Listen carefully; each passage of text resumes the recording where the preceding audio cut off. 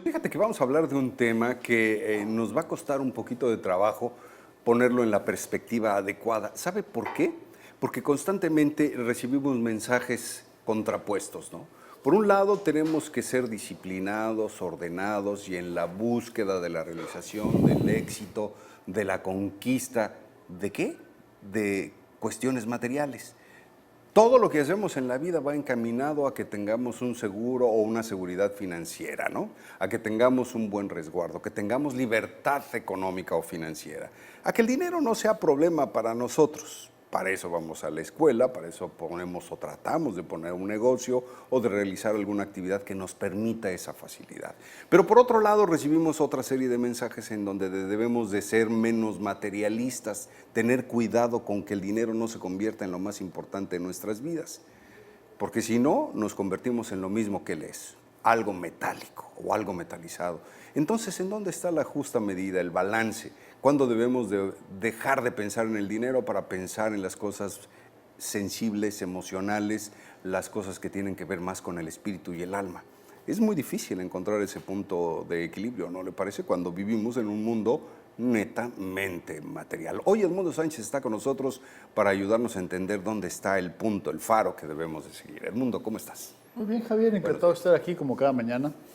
Y es un tema bastante complicado del dinero. De verdad es un tema que cuesta mucho el explicarlo porque requerimos de elementos que están, digamos, más allá de la cotidianidad y que te va a sorprender a lo mejor, o le va a sorprender a la gente que nos ve a través de la televisión, parte de la respuesta. Por ejemplo, el dinero en sí no tiene valor.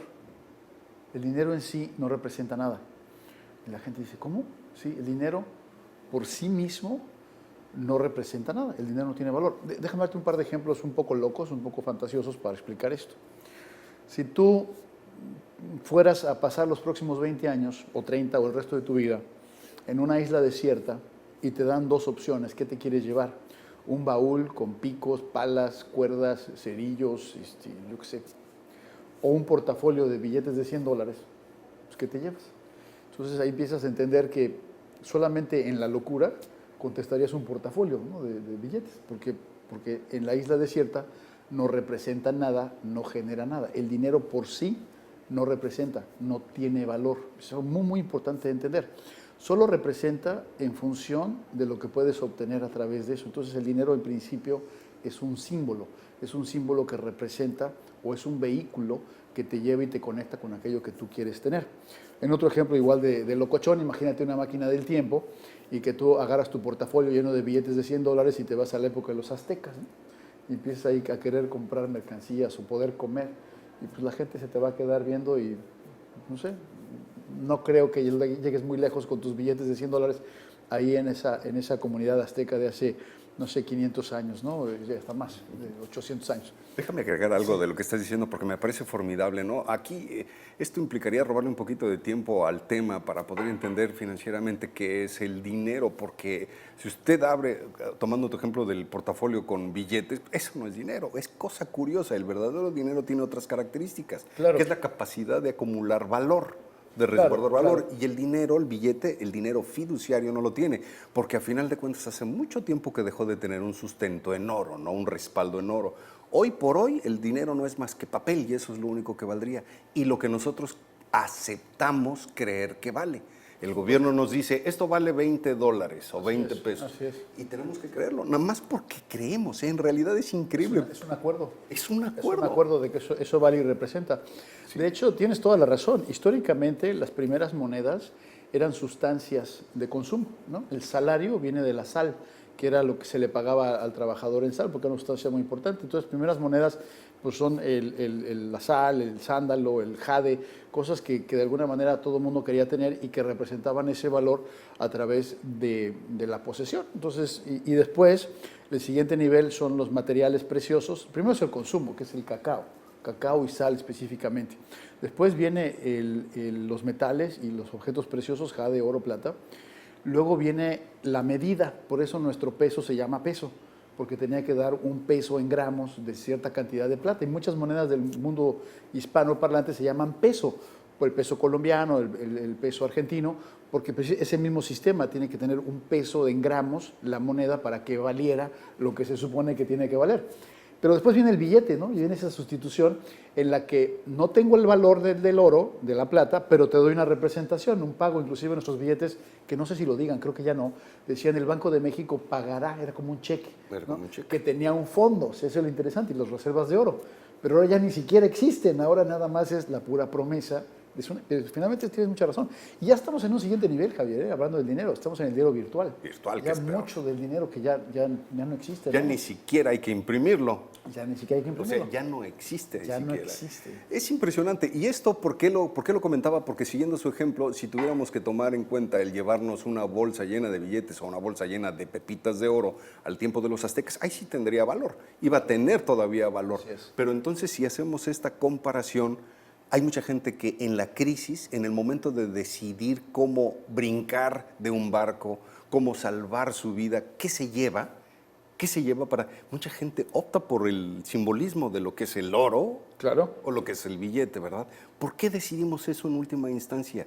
Pensando que nos vamos a salvar o que un día nos van a rescatar o que vamos a regresar a donde sí tiene valor ese dinero.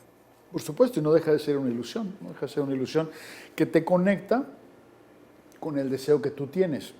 Y eso es como muy importante desmenuzarlo. Es decir, ¿qué es lo que tú quieres?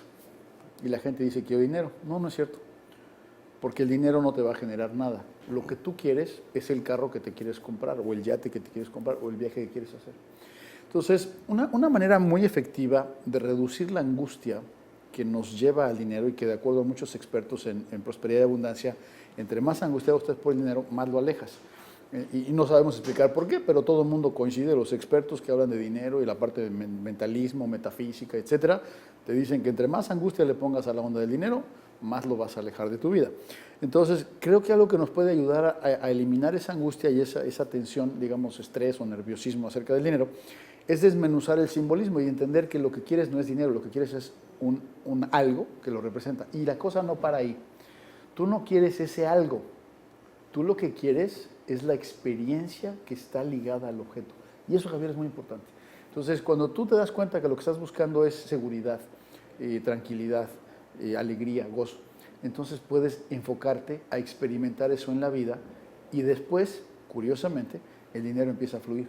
Es una cosa muy complicada de explicar. Te decía al principio de la intervención, realmente se sale de los parámetros de la psicología y entender las emociones, porque es una conversación cuasi espiritual, energética, y que se dan estos elementos de la emoción, la angustia, el deseo, la intención, etcétera, y las fichas se mueven de tal manera que si no logras esa, digamos, armonía entre lo que quieres y lo que sientes, entonces vas como con cortocircuito constantemente y cuesta mucho trabajo generar la abundancia y la prosperidad que tú quieres.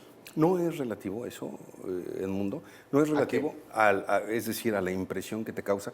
Porque si tú haces lo correcto en los negocios sin angustiarte por el resultado, pues estaríamos en lo que están proponiendo ustedes, ¿no? No te angustias y el dinero fluye. Pero si igualmente haces lo correcto, sigues los pasos adecuados, aunque te angusties, pues el resultado va a ser el mismo, ¿no?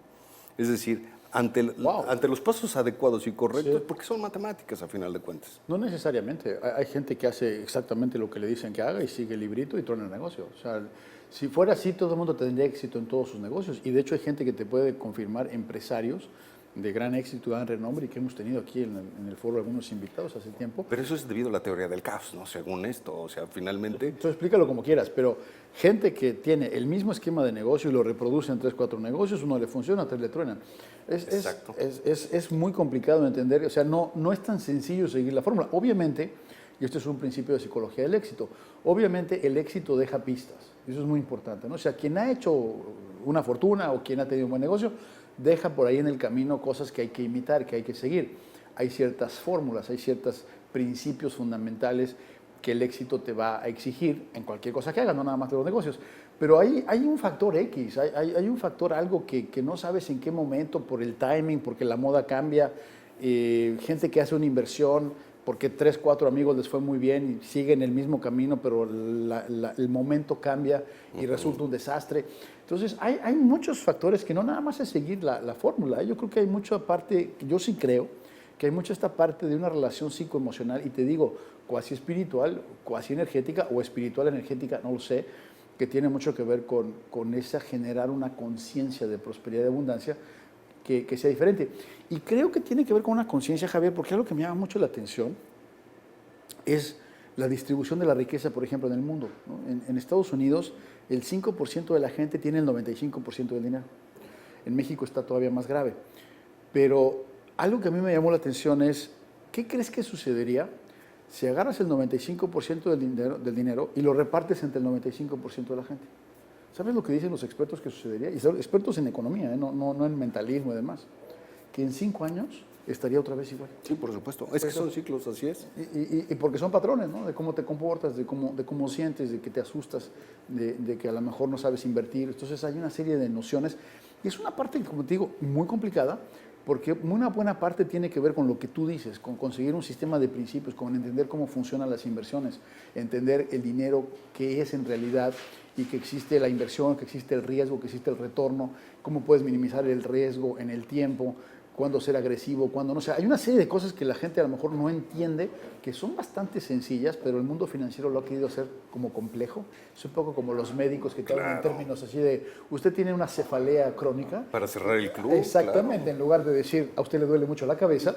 Entonces, sí, el mundo financiero lo ha querido hacer como muy complicado, realmente es bastante sencillo, pero si no manejas esos elementos de inversión, retorno, riesgo, etcétera, pues obviamente no sabes qué hacer con el dinero. Y por otro lado, pues esa es la parte financiera, matemática de la que tú hablas, que estoy de acuerdo. Pero hay otra parte que es psicoemocional, que es en el... Te voy a poner de una manera que una vez lo escuché. Si a ti $100 te causan conflicto, porque los tienes y te los pueden robar, porque los debes y no los puedes pagar, porque es lo que te hace falta para completar tu red.